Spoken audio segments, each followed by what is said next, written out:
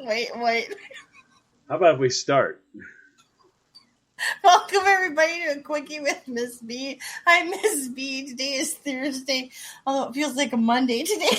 That last episode, I'm still stuck on the roosters. Oh my God. Anyways, all this week we're just talking about things that I find funny. And as always, thanks for joining us, and please don't go it alone. If you're going to go back and listen to any of these previous episodes, share it with a friend. Right. Share it on your social media. That way, you're not just victimized alone. So, Exactly. So I thought today we'd just talk about some random funny stories. Okay. And then the reason why I thought this, I just was doing my errands earlier today, and I'm in the car and I'm listening to the radio, and so I'm going to tell you the story that we just talked about off air. Share that one with you. So I'm listening to the radio, and these two guys are telling stories, just random stories. And the one random story is about this guy is in the restaurant. He goes in, he sits down, he's going to have a meal, places his order, and he's looking around. You're just kind of people watching and doing whatever, and notices that this woman that's a couple tables over from him has a small child. Says to the small child, go over there and take the money off those tables and bring it back to mom. Now, this is some poor waitress's tips, obviously. So the kid's doing what he or she is told because it's mom. So the kid's going around doing this, and the guy's watching, and he's looking, and he says, that's not right. So he thinks to himself, I got to do something about this. So he goes and he tells the manager, he says, hey, listen, I don't want to sound like a snitch or anything, so please don't get me involved in any of this, but this is something that I think that you should know because it's important. Do you see that woman over there? And the manager says, yes. Well, she's got a small child, and she's telling the small child to go and take money off these tables. I don't think that is right. So the manager says, you're absolutely right. That's not right. So let me go ahead and take care of this. And he says, okay, thank you. So the guy goes back and he sits down and he's just waiting for his food, and he's kind of watching to see what happens. So anyways, the manager makes his way over and he talks to the lady, and he tells the lady, obviously, that what she's doing is wrong and she got busted. But then to make matters worse, the manager turns around and points to the man sitting at the table. And that's the guy that told me. Yeah. Who did not want to be identified, and now is. And he did it just in case something was wrong. He could point out, in case I'm totally wrong and I'm about to be victimized, it wasn't me, it was that guy over there. I wonder if that's why he did it. Oh, you know it. Oh, yeah. Heck yeah. Covering his own butt. Oh, yeah. A little CYA never goes a long way, I'll tell you what. Just in case she goes, I did not. You didn't see me. No, it was him, man. He saw you. Sir, can you do me a favor? Can you stand up? Yeah. Can you see him better now? Right there. Yeah, him right there. Yeah. He's having the turkey. Yeah, right. Him. That guy. I would not want to be that guy. Oh, heavens. I think I'll share another funny story with you that I heard on the radio this morning. And John, you haven't heard this one yet, but I just thought of it not too long ago. Excuse me. So I'm listening to these stories, and they're just throwing out random ones. And this one caught my attention. I thought it was funny. So this guy has a house, and he goes into the house after being gone doing his errands. He comes home, and he notices there's a really funny smell in his house. And he's thinking to himself, what is this smell? So he kind of does a little investigating, and he can't figure out where the smell is coming from. So he assumes that he must have a gas leak, because this probably, if you had a gas leak, this is what it must smell like. Okay. So the guy goes out of his house, makes the call, and says, I have a gas leak. So I don't know if it was the fire department or who's responsible for coming out to, help you with the situation. But anyways, the person or people came and they started investigating and they couldn't find anything. But they did notice that he has a dog. Come to realize the dog's farts smelled so bad that it gave a false sense of gas. Well, you do actually have a gas leak. It's just not from our pipe. Yep. Yeah, might want to check your dog's pipes. Yeah, I think Fido has a leak. Can you imagine? That must have been really stinky. And I mean, I have a dog. dog. I have a dog, and I know about some of the aromatic issues that can happen surrounding them. Yep. And a lot of times it's our fault. Like, I remember I was watching the Super Bowl one day, and I had chicken wings, and I got all little bits of all these different snacks. And of course, she's like eyeballing me and stuff. I think she wound up with like a potato skin Mm-hmm. that had like cheese and bacon. She was like, "Oh my God, I love you. Have I told you? Have I told you what? Wow." So I mean, she was nuzzled up and like, remember what you mean to me. Okay? A French fry, absolutely. Have I told you I love? So I had a great time. She had a few snacks or whatever, and then all of a sudden, she was like, "Oh, I didn't tell you what happens when we do that, did I?" Let me show you.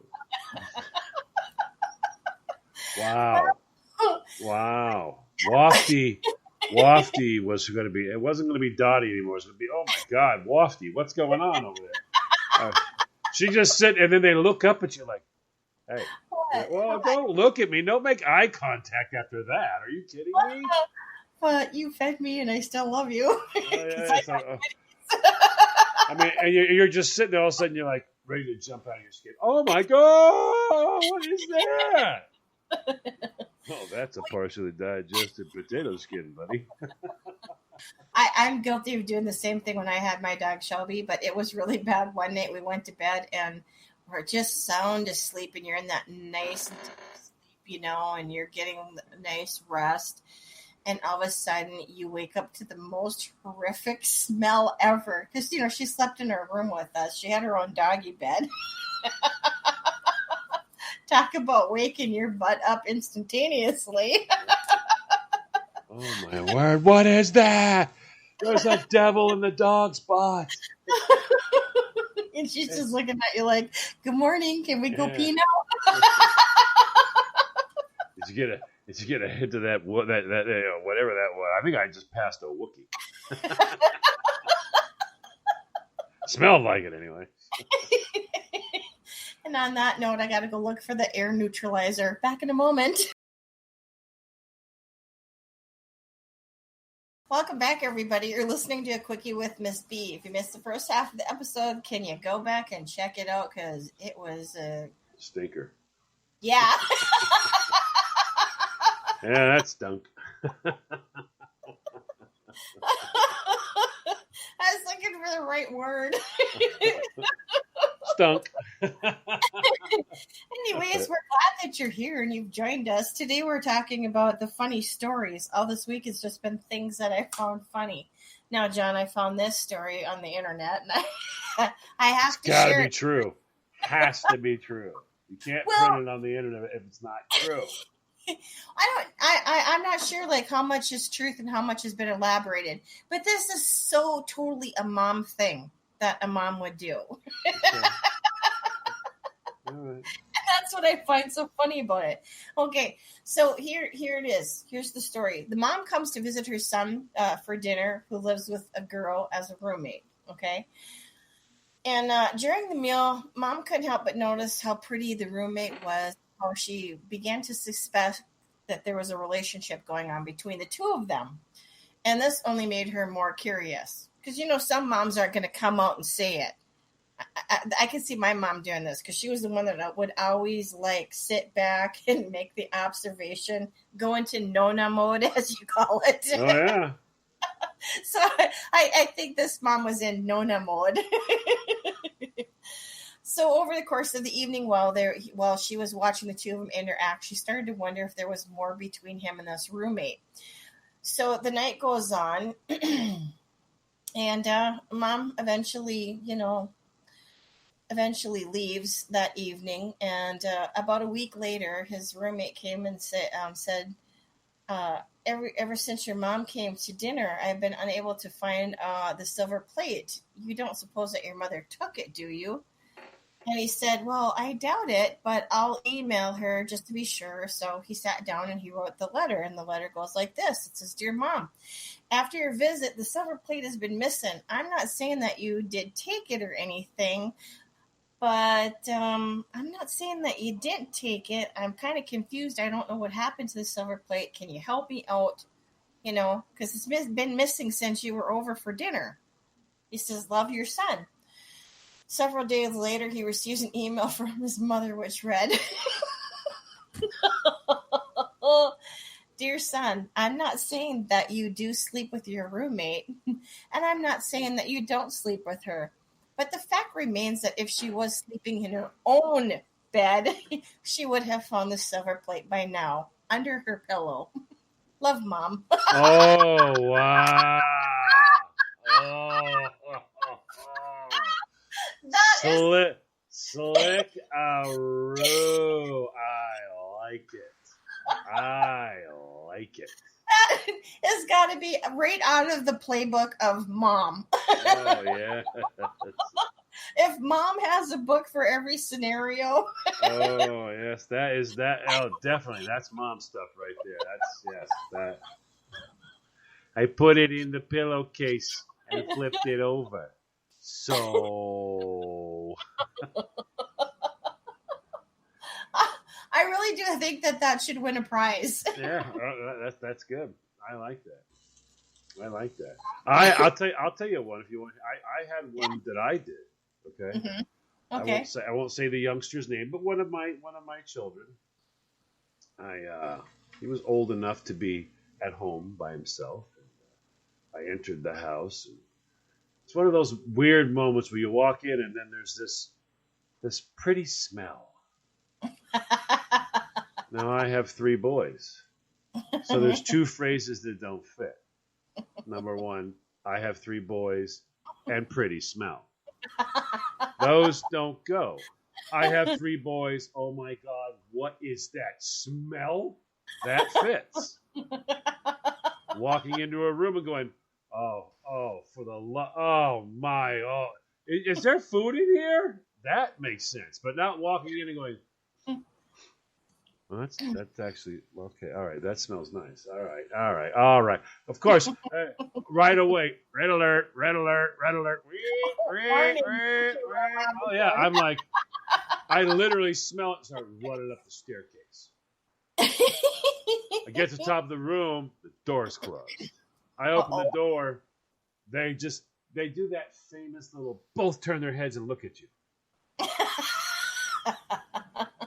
Now, I'm nervous because he's like 16, which means she's going to probably be in that vicinity. And if you go barging in the room like I did, you might want to pump the brakes a little bit because if you saw something at the moment you saw it, you now are wrong. You can't unsee it. Right. You know what I mean? You got to make sure you don't stand there and go, what are you? Okay, turning around. No. You need to be aware of your surroundings. Okay, because there's like a very small amount of time for you to be in it. So I glanced at her and she was clothed. Crumpled a bit, but clothed. And I can't find his other hand.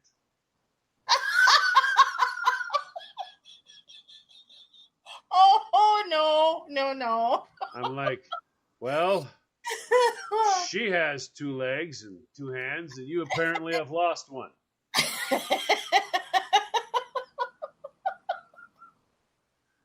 And I asked her, is there a problem with your blouse? I'm going to turn around so he can remove his hand now, okay? And I did. I turned around. And I said, before I turn back around, how about if you, I don't know, fasten up the front a little bit? She did. I said, now, as our eyes are meeting, you're already down the block and around the corner, aren't you? She's like, I don't know what that means. That means get up, get down the block and around the corner, sweetheart. Out she was. So I let him know that if he ever got caught with a girl in his room again and the door was closed, I would buy him a new door. Which of course all kinds of people now are scratching their head going, what? I have a belief, to mentor youth you must be more outrageous than youth. I am. You are outrageous anyway. He's like, if I get caught with a girl in my room, I get a new door. I'm like, you get caught with a girl in your room again, the door's closed, I'm going to get you a new door. Do you pray tell, what does this new door look like? So he got caught again. And I said, all right, man of my word, just like a great dad, I had him go downstairs, help me. We went upstairs. We popped off the hinges. You know, he helped me carry it downstairs. Carried it up to the driveway. I said, you can't just throw it in the trash like this. You got to cut it up so it'll fit in the in the trash bag. So we cut it up into little tiny squares, about 1 foot squares, and we packed them all up nice and neat in the box. And I told him, come on upstairs, let's get that new door. We got all the way upstairs. He sat down. He's like, so what did you pick? I went, I got it right here. I'm going to install it right now. So I got a black magic marker and I wrote new door on the box.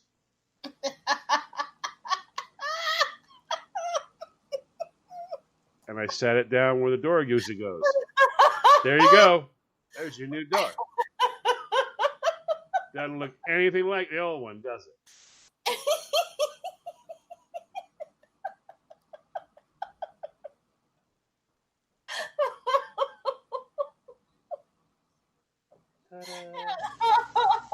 And on that note, we're going to go door shopping.